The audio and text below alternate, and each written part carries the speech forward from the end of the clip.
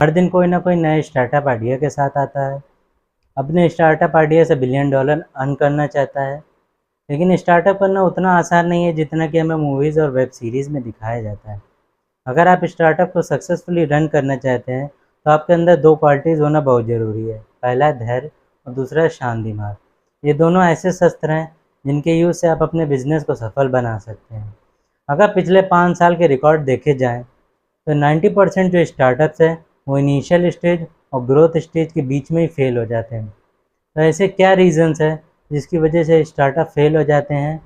तो इस वीडियो में हम लोग 4 ऐसे रीज़न्स के बारे में बात करेंगे और इसके सॉल्यूशंस भी आपको बताएंगे। तो चलिए शुरू करते हैं।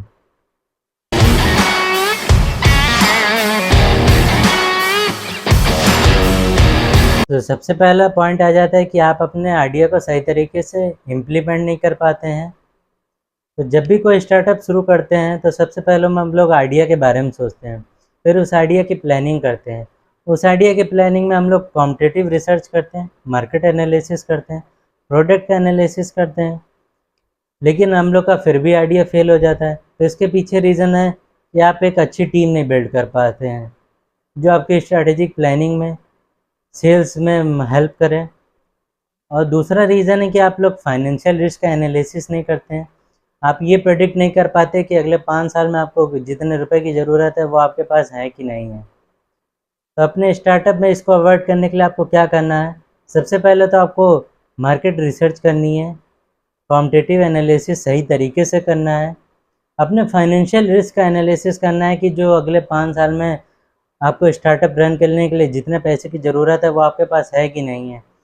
और आप जिस इंडस्ट्री का स्टार्टअप करने जा रहे हैं उसकी सही तरीके से रिसर्च और एनालिसिस कर लेना है। तो दूसरा पॉइंट आता है कि आप अपने प्रोडक्ट को मार्केट की नीड के अकॉर्डिंग नहीं बना पाते हैं। कई स्टार्टअप फेलियर इस वजह से भी होते हैं कि आपके जो प्रोडक्ट्स हैं उनको कंपनियां सही स्ट्रेटजीज़ के साथ नहीं बनाती हैं, जिसकी वजह से मार्केट फेलियर आता है।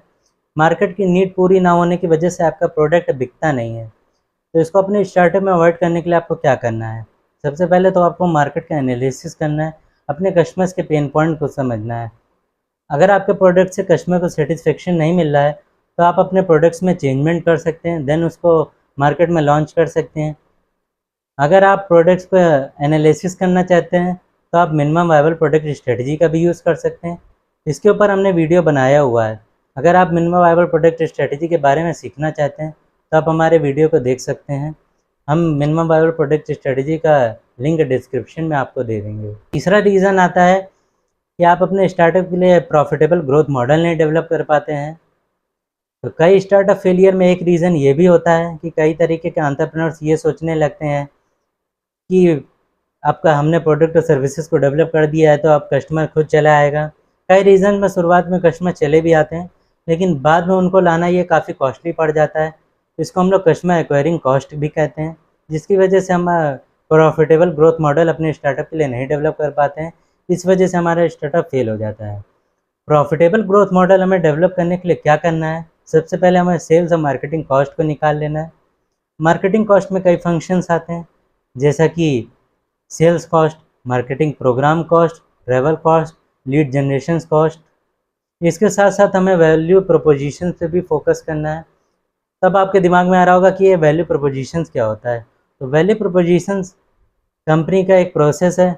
इसको आप कह सकते हैं कि कंपनी की ओवरऑल मार्केटिंग स्ट्रेटजी का पार्ट है, जिसके यूज़ से कंपनी ये स्टेटमेंट जारी करती है कि उनके जो प्रोडक्ट और सर्विसेज है वो कस्टमर के लिए कैसे बेनिफिशियल हैं, कस्टमर इसको क्यों परचेज़ करेगा। तो चौथा पॉइंट आता है इनोवेशंस की कमी।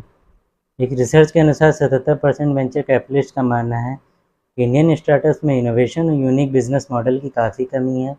IBM की बिजनेस वैल्यू द्वारा की गई रिसर्च में 91% स्टार्टअप अपने 5 साल में फेल हो जाते हैं। इसके पीछे का मेन रीज़न है इनोवेशंस की कमी। भारत तीसरा सबसे बड़ा स्टार्टअप इकोसिस्टम है, लेकिन फिर भी इनके पास मेटा लेवल स्टार्टअप नहीं है, जैसे कि गूगल, फेसबुक, ट्विटर। अगर आप इन इश्यूज़ को अपने स्टार्टअप में अवॉइड करना चाहते हैं तो आपको कई चीज़ों पर फोकस करने की ज़रूरत है।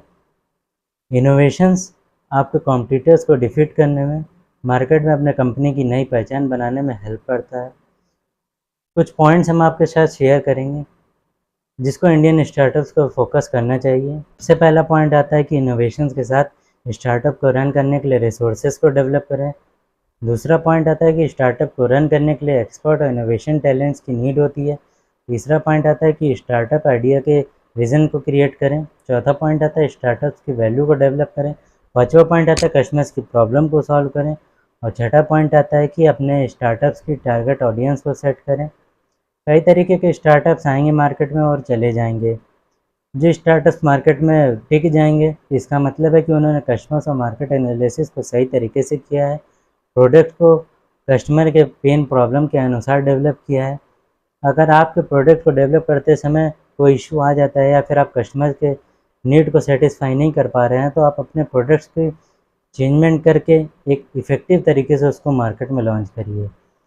इस वीडियो में हमने 4 रीजंस के बारे में बात की कि स्टार्टअप क्यों फेल हो जाते हैं। अगर आप भी एक सक्सेसफुली स्टार्टअप को शुरू करना चाहते हैं तो इन 4 स्टेप्स का एनालिसिस कीजिए।